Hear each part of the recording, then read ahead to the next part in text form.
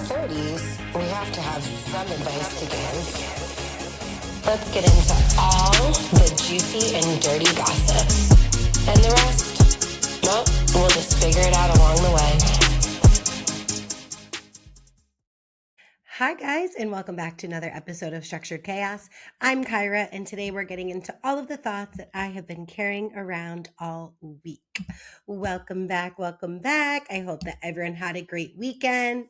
And the internet gave us plenty of things to talk about this week, so let's just get right on into it. First and foremost, a monumental thing happened this week, and I took my lashes off for the first time in 6 years. And for those of you who may be watching on Spotify or YouTube, you might be looking at me thinking, wow, you have great lashes. And you would be wrong, because I'm wearing fake lashes. Because one thing you won't see me do is not show up ready to go. And while I am loving this journey kind of having no lashes, doesn't give you the same look. Does not give you the same look. Now, that being said, it does feel incredible to be able to rub my eyes and really feel like I'm cleaning my face. Not that it ever felt unclean before, but it's just that sensory, you just want to be able to scrub your eyes. I am a person who is fortunate. I really do have great natural lashes, or I did going into having fake lashes for 6 years. They're not as great as they once were. They are still full, which I guess is half the battle. And if you have a full lash after you take them off, you're already in a great starting position. So I do have a full lash line. They're just very short, or much shorter than what they used to be. And they're not as dark, which I have read is also common for that to happen. So I am using Grande Lash, and I will update you guys on my lash journey. I was talking with some people about what is the best thing to use. And so I have heard that if you do have sensitivities, then Grande Lash may not be for you, but I have not had any type of reaction or irritation whatsoever. So I think that it's gonna be good for me. Of course, my lashes have to cycle through and everything, so I won't say anything for a good 2 months, but I'm feeling good. And this was a big journey for me, because I also maybe a little over a month ago took my extensions out of my hair for probably the first time since high school, which was 20 years ago. I've definitely had them on and off in between that time, but I've worn extensions for at least the last 10 years consecutively. And I don't wear a lot, but I just wear a little to to fill in my front. So she's what some would say all natural. I mean, other than my nails, which will literally never happen. But I'm feeling good. And that was my big thing for the week. I mean, I was really struggling. Do I do it or do I not? But I felt like it was just time. So if you're thinking about it, I say go for it. And then I'm getting good at the little individual lash clusters. Hopefully I'll get better, because it does take me a little bit to do them, but that's been my little fill-in for now. And then also this week, I was off on Saturday, and that never happens. And I've really truly been very blessed lately, and I have been super busy at work, and I somehow managed to have Saturday off. And I just felt oh my gosh, what can I do today? The world is my oyster. And so I started my day off by doing a little workout, and then I went to the beach. And I think I talked about this a few weeks ago when I had gone to the beach and the traffic was so bad. I went to the beach probably around I don't know, 1:30 maybe. I live 7 miles from the beach, maybe, if that. And the traffic was backed up when I got on the freeway, right by my house.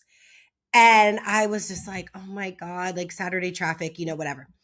Then I am like driving towards the beach and like it's not like the traffic has not subsided at all. And again, luckily I freakishly, nerdishly, whatever, love paying attention to traffic patterns. So like I breezed through the traffic. I was never in dead stop traffic, not once. Um, but as I got closer to the beach, I'm like, what the heck? Like, obviously, yes, I know that it's like really nice out right now, but like, there is so much traffic on a Saturday. I'm like, maybe this is what it's like. I don't know. I don't go to the beach on Saturdays. No. Then I realized it was people getting in line for Too Short and Warren G at SeaWorld. So if you guys don't know and are in San Diego, SeaWorld puts on a summer concert event. I think they've done it maybe like the last 3 summers, or like this is like their 3rd summer doing it. They are big. They are all like old school, like early 2000s, like late 90s, early 2000s artists. There's like Soulja Boy, Bow Wow, Warren G, E40. Like they are like old school concerts, and they get popping. I mean, people are climbing in the trees through the bushes to get to these concerts. And I was messaging my friends and I was like, oh my gosh, like I cannot believe the traffic already, because I don't think that doors open to the concert until like 6, and it was hot. So like you're just sitting out there. And then I saw a TikTok earlier in the day, or from earlier in the day, that people were starting to line up at 10:30, and that is just like crazy because there's no assigned seating. I just don't have it in me to dedicate that much time towards anything, especially like a musical event, like where I'm standing outside in the heat. Like it's just not going to happen. But the videos did look poppin', so it looked like it was a bomb concert. And if you did go, like, please let me know what your experience was like. But yeah, it was so crazy seeing the line of traffic. Like I just couldn't believe it. Um, and then because I had Saturday off, it like led me to dinner with my girls. And we went to a new place this week. We went to a place kind of right near my house, actually. It was called Origin. And I don't know if you consider it Hillcrest, North Park, or University Heights. It's like right there where it could be all of them. It was so fun. The food was delicious. The service was excellent. The drinks were great. The ambiance, so good. It gave like very like Mexico City vibes. And like my friend loves Mexico City, so I sent them to him, and I was like giving Mexico City vibes, and he was like, no, that's like a very cool restaurant. And then okay, so we're like sitting at dinner, and we're all 35 plus, late 30s, early 40s. We don't want to go like out, but we want to do something post dinner. And we sat through dinner trying to think of a place that we could go to that wasn't a club. And then it got us thinking, like, San Diego is such a destination. It's a tourist destination. It's a hub, like everybody moves here. We have a huge military presence. Like there's always people traveling to San Diego, and in and itself, it's like a bigger city, and there's nothing for our age demographic. And we really, whoever is listening, if you know someone in a position of power, could you please recommend to them that they open up like a lounge? So what's actually funny about this is that right next to dinner, there was this non-alcoholic bar, and it was exactly what we were looking for, minus the no alcohol part. But it was so perfectly decorated and like very like loungy feeling on the inside. And we just like wanted a place to go and sit, have a drink post dinner, and like listen to good music. And we really struggled, and we ended up going to like an old school spot like right near my house, which was great because we didn't need, there to be a certain type of crowd or anything like that. We ended up getting just like sitting in this like sunken like lounge area, and like the DJ was awesome, and we just like got drinks, listened to music, and played games. And that was really fun. But I mean, there are really no options for our age. Like we just want to sit and listen to music. I don't need to get a table at the club. I don't want to be like getting dressed up to go to a club. I don't want club music, like I just want that like chill vibe. I mean, there are like some hookah lounges, I guess, that give that off, but still just like not what we were looking for. So investors, if you're listening or if you know an investor, let them know we're really, really, really lacking in that department. And that's kind of all I had for my week. It was really nice. It was both very, very busy during the work week, and then I got a little bit of time to relax, which was a really nice balance. So yeah, let's get right on into the news of the week. I keep forgetting to bring this up, but the pictures this weekend sparked it again for me. Kylie Jenner had her birthday party this weekend, which in and in itself was a very weird theme. I think it was like a princess theme, but it just felt very like thrown together for one of her events. I love that it was low key, like I think that that's nice, but it just like wasn't giving Kylie Jenner party vibes. Like I don't even think like the balloons really filled the space or anything. But what was also weird to me was that Stassi was not there, her best friend.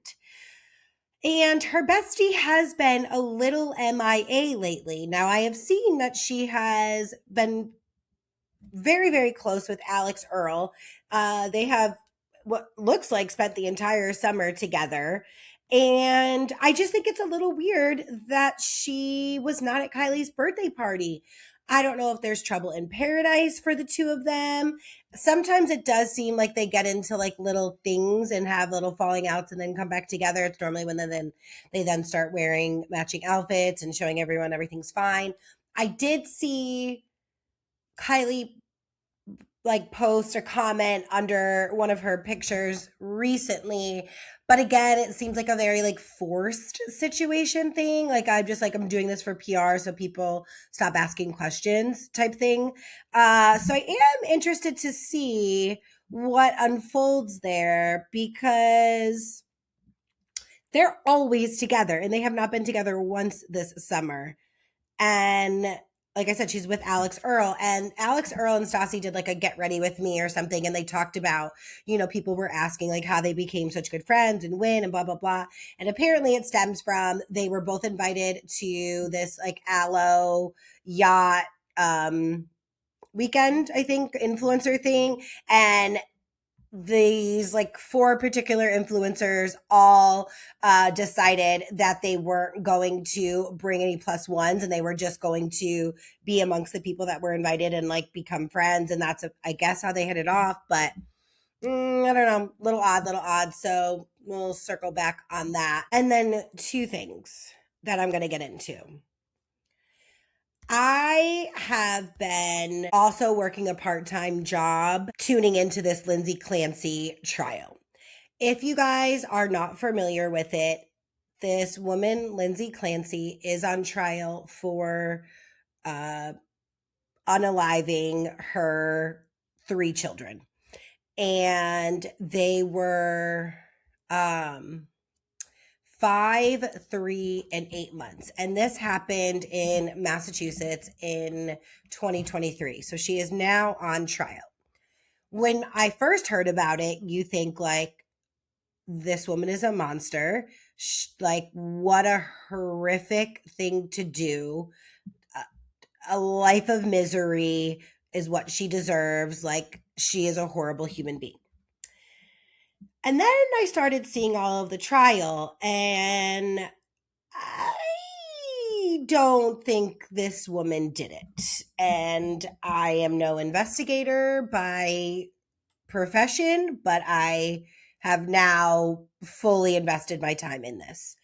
A lot of things are not matching up, and it's the husband. It's the husband. The husband did it. And these are the reasons why I think so. So first and foremost, it started when this initially happened. What they were going to trial for was, yes, obviously that she, murdered her children, but it was under the pretense of that she was in psychosis or like it was insanity, because she had been struggling with her mental health. And she had called 911 multiple times, not that day, but just like over a period of time. She had checked herself into a mental hospital. She was on 14 different medications. I've seen 14 and I've seen 11. So I'm not sure which is the exact number, or maybe that switched at some point, but these are the numbers that are being, said.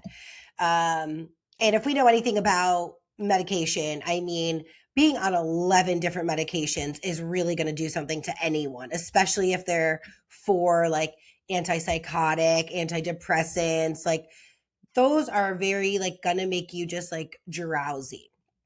And I'm not, and I am, if you guys are not following the trial, I am not saying these things brush over what happened or say that it's okay what happened. But what I am going to advocate for her is that she was trying to advocate for herself. She kept telling friends and family, she kept telling her husband that she was just like not well. She was having these, specific thoughts, and she did not want to be left alone with the children. And you know what her husband did? He said, you know what? I hear you, but I'm going to head to New York for a couple of days and I'm going to go on a business trip. And coincidentally, he is now remarried to a woman and lives in New York. And that's all going to play into the parts of why I think he did it. And let's just say that she in fact did do it. He should also still be charged with something, because I'm sorry, if anyone in my life was coming to me and expressing to me that they are not in a great place, they are having these thoughts, my immediate reaction is not going to be like, well, good luck. Well, let me know how it works out. Hope everything's good. I'm going to head out. You stay feeling overwhelmed. You continue doing that, even though you have said you feel a certain way, like, whatever, good luck. Like, your wife is telling you that she feels like she might injure the children, and your reaction is, I'm going to head out of town. You good? Like, he should be held responsible just for that alone. You're playing a part in this, So then we find out that, so allegedly what happened is that she strangled them with workout equipment and then jumped out of the window of her bedroom to unalive herself. Well, starting with, like, there's just like so many inconsistencies in all of this. The children were in the basement. No DNA of hers was found on these exercise bands that were allegedly used as the weapon, but her husband's DNA was all over them, but hers wasn't. Her medication had been crushed up in her lemonade. Why are you crushing up your medication? Like, that's, you would take your medication. You wouldn't crush it up unless you were giving it to someone who didn't know that they were taking what they were taking. Her husband was wearing 2 different outfits. So he went to CVS to get, an anti like upset stomach medication, I believe. And then went to go pick up food because she had placed a food order for the family. He's wearing, like I said, he had changed. When she was found, her body temperature was 81 degrees. And from my extensive research, I found out that in order for your body to reach that temperature, you have to be exposed to the cold or to trauma for hours. Okay. So in the time that he went to CVS and to get dinner, she thought, oh, this is my perfect time to kill all of my kids and kill myself. Like, what? No, that doesn't even make sense. And they live, I think they live 3 miles away from the CVS and 4 miles away. So like everything round trip should have taken no longer than 20 minutes. When they found the children, once the paramedic, so he gets home and supposedly like is calling their names, doesn't hear a response, goes upstairs, checks their upstairs for 11 minutes, which is a crazy long amount of time. I could check my upstairs in the house that I grew up in 45 seconds. Like it wouldn't take that long. The bed had been moved. Her Apple Watch was placed in their nightstand and their window was open. And so that's when he looked outside and saw that she had jumped out the window, allegedly. He ran outside to talk to her and asked her where the kids were. He says that she told him that the kids were in the basement. Now, let's rewind again, because now in the trial, they're talking about how her thyroid was crushed and that she was unresponsive and unable to speak. So she was unable to speak, but she told you where the kids were. And then he called 911, and by the time the paramedics got there, they were able to revive one of the heartbeats, meaning there had not been enough time for her body temperature to be at 81 degrees and for them to still be able to revive one of the kids. Like, that does not add up. She had to have been there for hours, and this had to have just been done before the paramedics got there. And again, I was not following this case in the beginning, nor do I even know what information was given in the beginning when it had first originally happened. But was the husband ever questioned? Because what do you mean his DNA was found on the murder weapons and he suddenly, coincidentally, was traveling to New York all the time? And that's also where he now lives and has a wife who looks almost identical to his ex-wife, by the way. And everyone online is speculating, and they're just like, well, she already said that she did it. She admitted to it. Obviously she did it. It's like, this woman was on 14 different medications. She was having all of these crazy thoughts. She woke up to someone saying, you killed your 3 children. Like, of course she's going to think it. Of course she's going to not guilt herself into it, but instinctively think oh my God. And also, let's mention that she cannot even look up.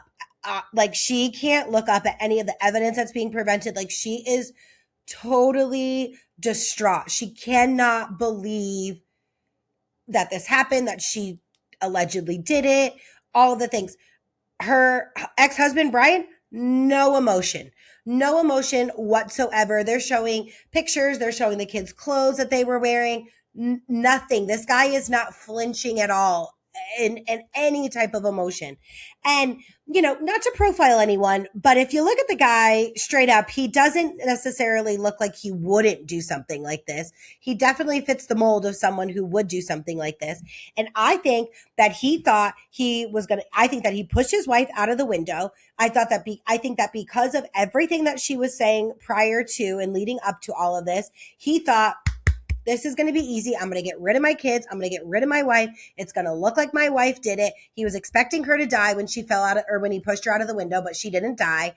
And then he could go live his new life in New York. And I think it's so crazy. Oh, and I also read too that he became a millionaire. So he got a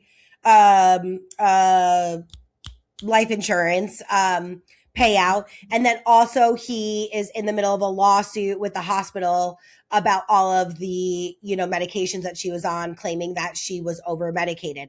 And also that's another thing too. They keep asking him about the medication and he's like, I don't know. I don't know what she was on. I don't know what she was taking. And it's first of all, you're her husband. So you should just know what your spouse is taking in this specific instance where she's taking this many for this many reasons. Yeah, you should be monitoring her.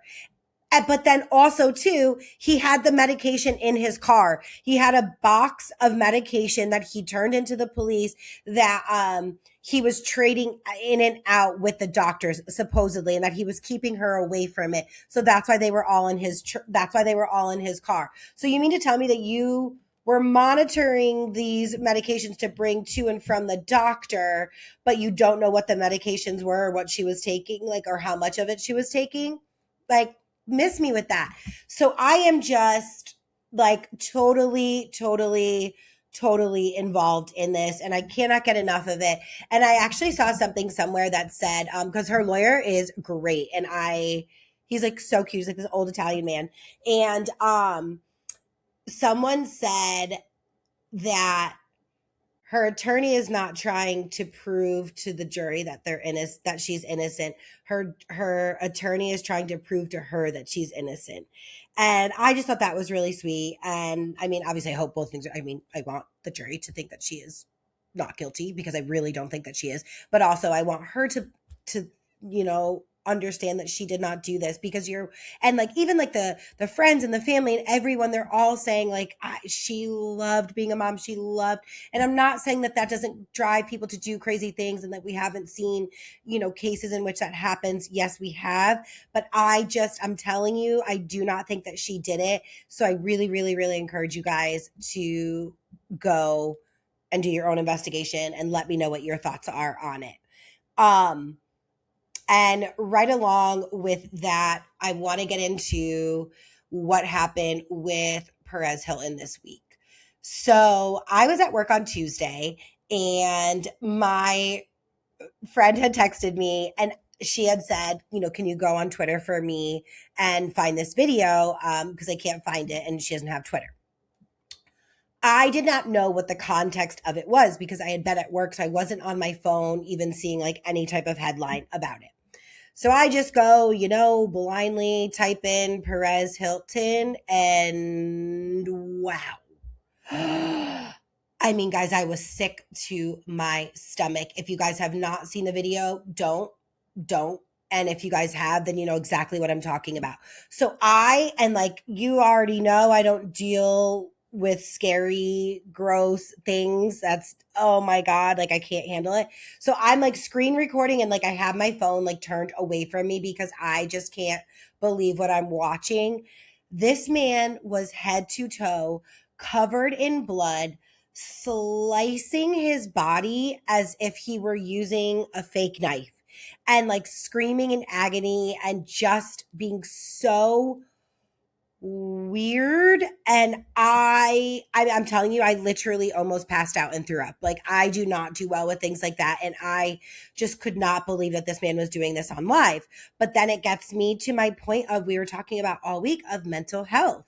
And I just like, so if you guys don't know who Perez Hilton is, he kind of pioneered celebrity gossip.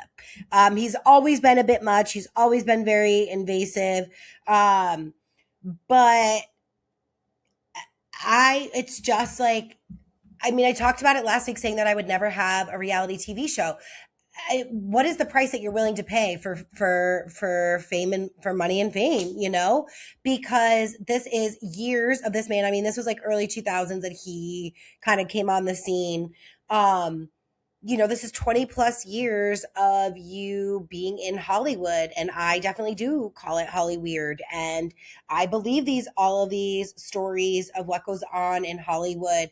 And I mean, we're sitting here watching a person live go through this spiral, and this is what this world of celebrity will do to you. And I feel for him. Because he was on live, the police were called, and he was checked into the hospital, and he has since let out a statement, and he was crying and said that he didn't know what happened to him, and that God came to him, and which, whatever you believe in, you believe in. So hopefully something like that did happen for him, and he does get the help that he needs.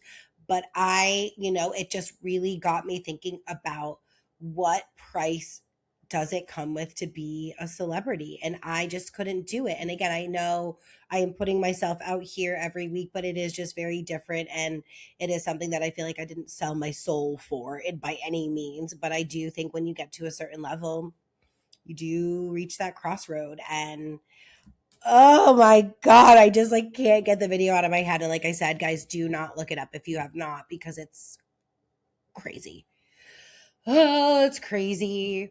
And then, okay, another topic that I wanted to get into this week I was in the middle of a conversation with a group of people, and it was about dating. And I'm listening to these two women talk, and I was thinking to myself, like, oh my gosh, like, we have lost the plot. So this girl went on a first date, and she was talking about it, and someone had said, honestly, it probably was me, was like, no, actually it wasn't me, but someone had said, did he pay? And she said, yes, but I offered to split it. And I said, are you joking? Like, what are we doing here? I'm sorry for anyone listening, men and women. It is not a bad or wrong thing of me as a woman to, at the very least, expect the man to pay for dinner. And I say that to say, not because I'm not capable, not because I won't ever do that for them. Of course, I will treat them. But ladies, the man that I am wanting for my life would never not pay for a first date. And so two of them said, well, it's kind of like a test, just to see how they would react.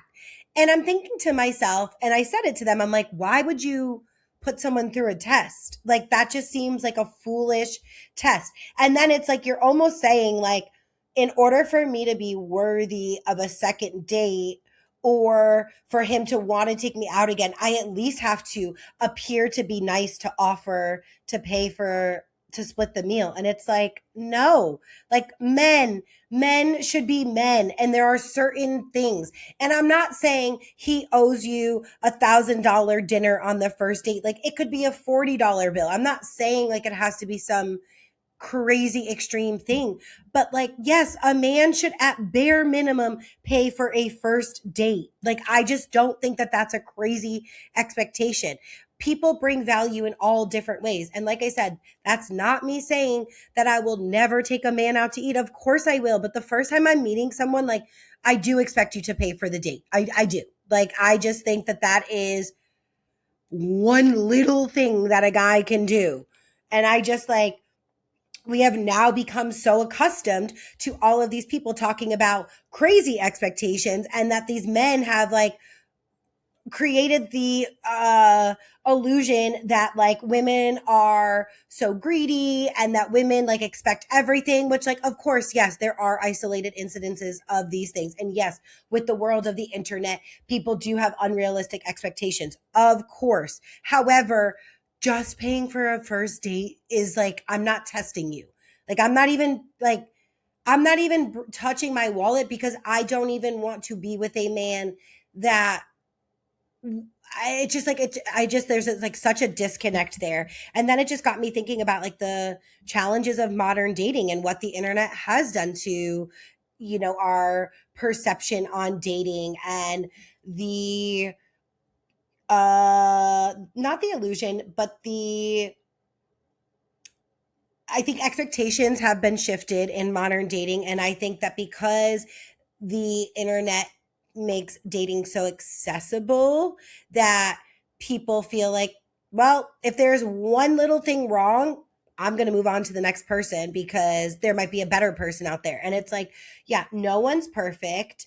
And there's always going to be a list of things, there's always going to be a list of things that make someone not perfect, or like your icks or your ticks or whatever.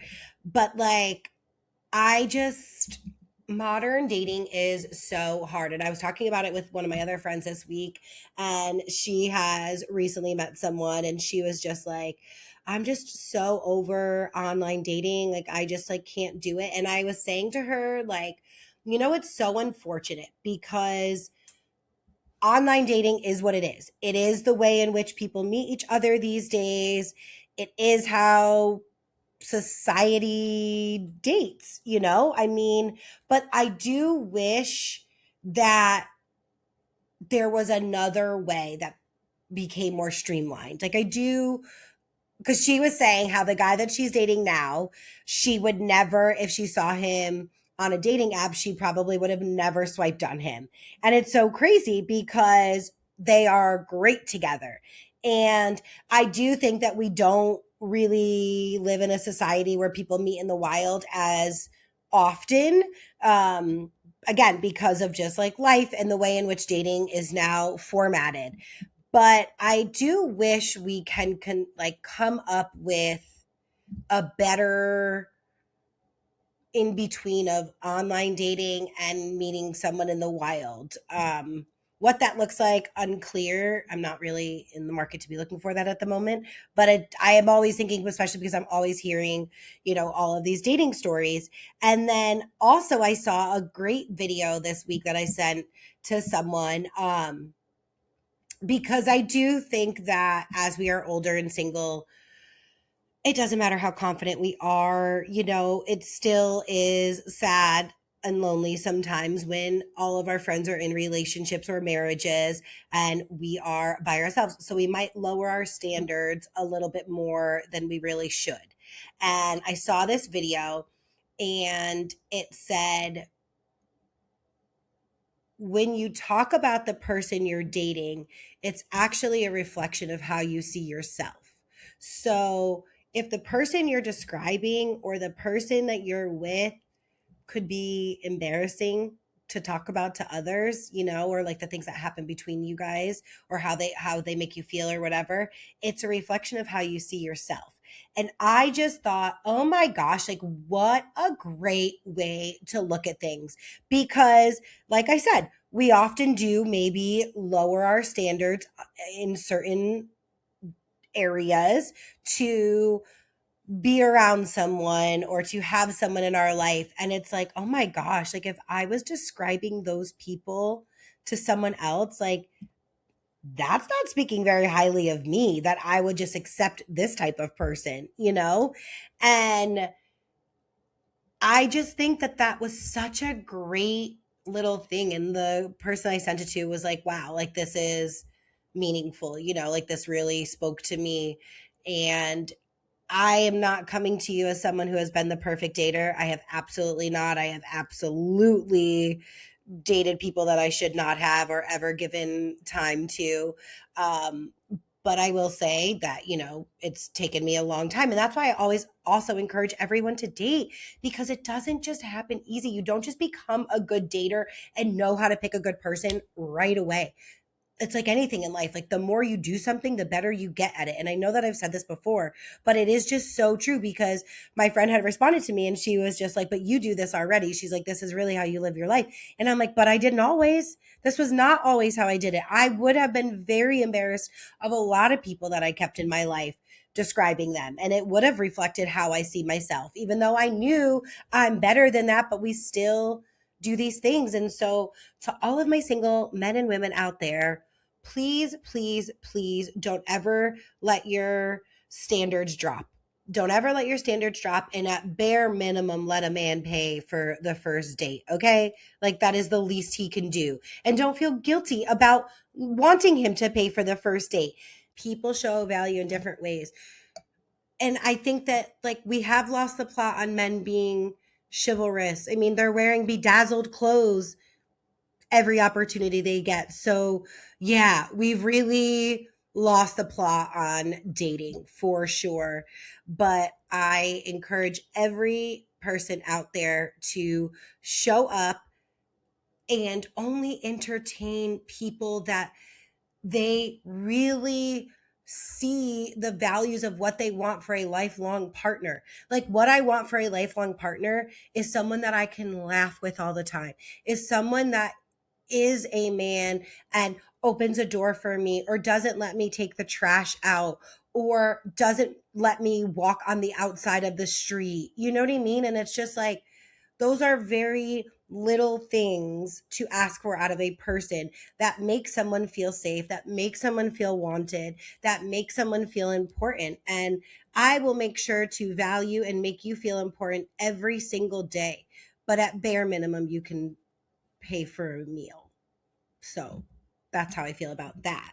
And then one other last thing, a little bit more lighthearted, that came across my desk this week. My friend sent me a video of a Pilates studio, and it's getting a lot of different feedback online. So this place, this Pilates studio, made a video, and she had said, like, this is your anti hot girl Pilates studio where you don't need to have a full face of makeup and a cute outfit. Like, we are the anti hot girl Pilates. And everyone online had mixed reviews, and they were saying, like, one, thank you for having this place. And two, like, so now you're bashing people who want to have makeup on when they go and work out, or want to have a matching set, or want to feel good about themselves. And I see both sides. Like, I do get where she is coming from, because sometimes it can be intimidating for people to go into a workout studio and everyone in there has the perfect body with the perfect matching set and their cute hair and their pretty face, and sometimes could feel like, oh, I shouldn't be here, or like, this isn't the place for me. But I also think there's like a much better way to say it, like, this is the Pilates studio for everyone. Don't worry if you don't have a cute set. We love it here. If you have a cute set, you'll love it here too. You know what I mean? Like, I just think like there's space for everyone. So don't shame the person who wants to show up looking one way, and don't shame the person who wants to come looking the other way. I think both are true. I think that there is for sure a stigma, especially in Pilates studios, where it is like kind of like that mean girl vibe. It could be. I'm not saying that that's been my experiences or the place that I have gone to, but I just feel like I feel bad for this owner, because I understand where she was trying to go with it, but you can't like shame a whole other group while doing it. You could just say, have you ever thought when you walked into a studio that you don't maybe look like the rest of the people? Well, we're not about that over here. So come as you are. Who cares? I don't know. I just feel like there's so many different other ways that she could have said it, and it just didn't land like she thought. And hopefully it doesn't hurt her business. But the better part of this story was that my friend goes to this place.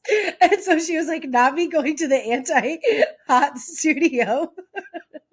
And so that for me was the best takeaway, because that sure tracks for her. And she is not a hot girl. She is a hot girl, and she does come in cute sets and all the things. But it's just so funny. Like, the one studio that she goes to near her house, like, has been flagged as the anti-hot girl studio.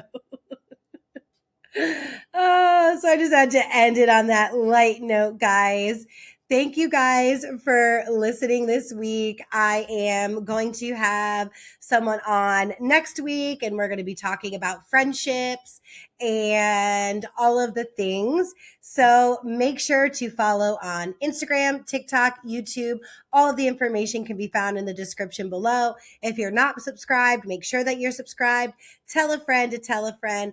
I'm Kyra, and this is your reminder that having it mostly together still counts.